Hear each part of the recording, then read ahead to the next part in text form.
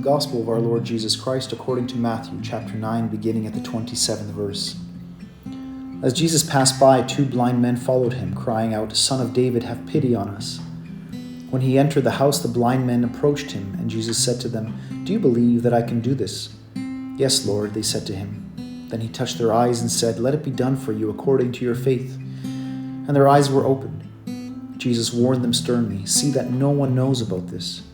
But they went out and spread word of him through all that land.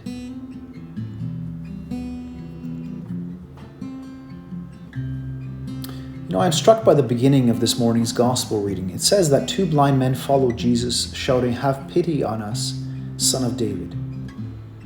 I'm tempted to ask, if they were blind, how did they manage to follow Jesus?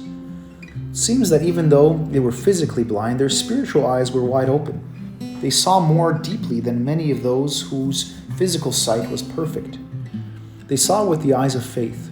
When Jesus asked them, "Do you believe I can do this?" they immediately answered, "We do."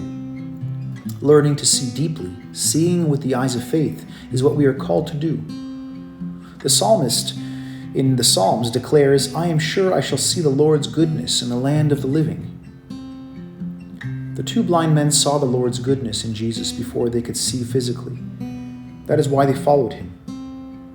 There are signs of the Lord's goodness all around us, if we have the eyes to see it.